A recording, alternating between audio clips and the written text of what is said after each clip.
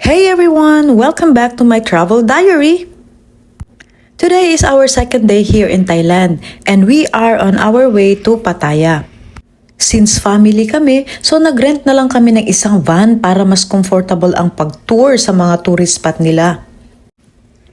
In fairness, maganda at comfortable itong van na nabook ng husband ko noong nasa Pinas pa lang kami.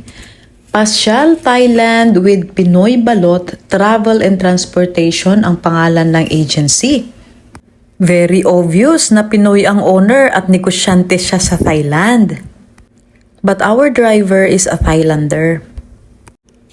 From Bangkok to Pattaya City is roughly 2 hours. Malayo-layo, di ba? Kaya dapat lang na comfortable ka sa biyahe.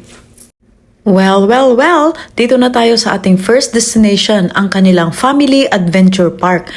At dito, may makikita kang mga elephant, buaya, tiger, at monkey. At ang napili naming gawin ni King ay ang sumakay sa elepante. Tingnan natin, experience natin, mukhang masaya ito. No, going there, not here.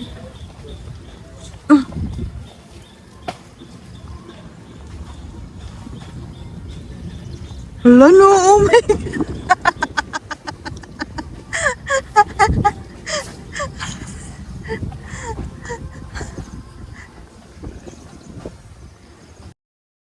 Sus Mariosep, bako-bako din yung dadaanan ng elepante kaya hindi plain. Kaya naman para kang sumasayaw dun sa taas.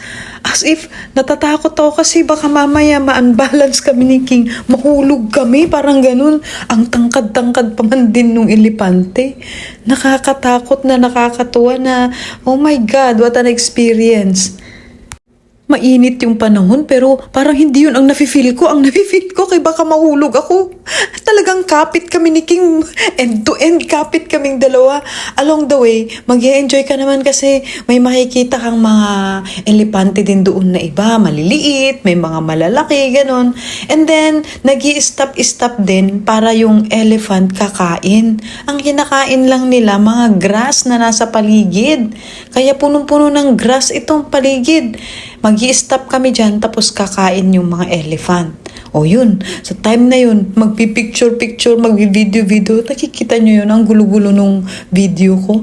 Kasi nga, ganyan kagalaw talaga sa tuktok ng elephant. Worst comes to worst, sa sobrang excited kong sumakay dun sa elephant, nakalimutan ko yung sombrero ko. Ito naman si King, nakalimutan din niya ang kanyang shades. Ayan. Where's your shades?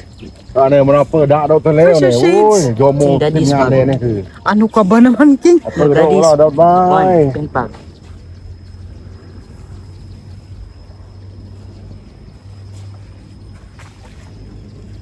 Lan na no pit.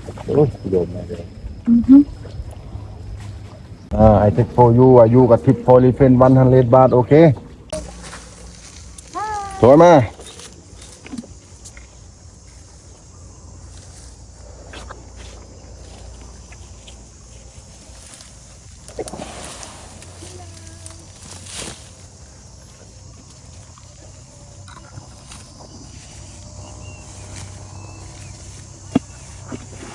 Uy, so nice.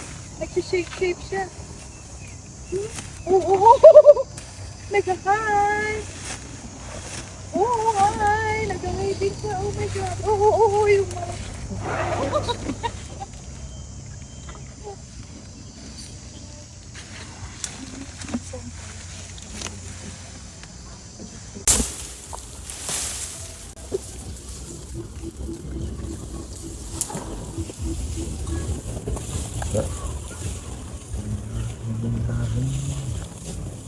Actually, magbabayad ka ng 100 baht para kuhanan ka na ng mga pictures, mga videos, ganyan.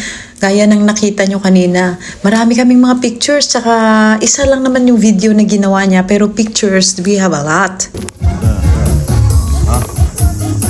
Oo nga na, nagmamarch siya. Wait.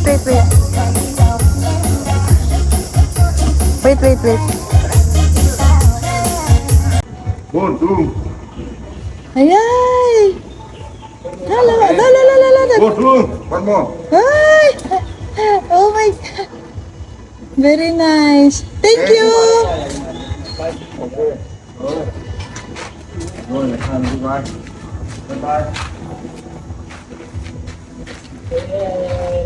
Nipon. Nipon ng tigre. Nipon ng tiger. Ayan.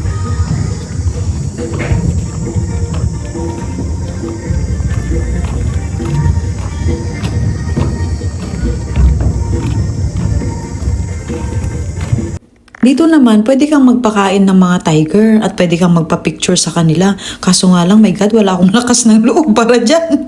Kaya hindi namin in-experience. Pinicture-picturean lang namin sila. At may mga remembrance ka ding makukuha dito like ngipin ng tiger, mga ganyan, binibenta nila, ganyan. Actually, nung maliit pa si King, na-experience namin yung magpa-picture sa tiger. Doon naman sa Ilocos yun. Doon sa park ni Chavit Singson. So, may experience na rin kami para dyan. At gaya ng nasabi ko kanina, meron din ditong monkey. Ito siya oh. Hindi nga lang kami pwedeng magtagal dito kasi this is not a part of our plan. Idinaan lang talaga kami ng driver namin dito. Siguro para gusto rin niyang ipakita ang adventure sa family park na ito.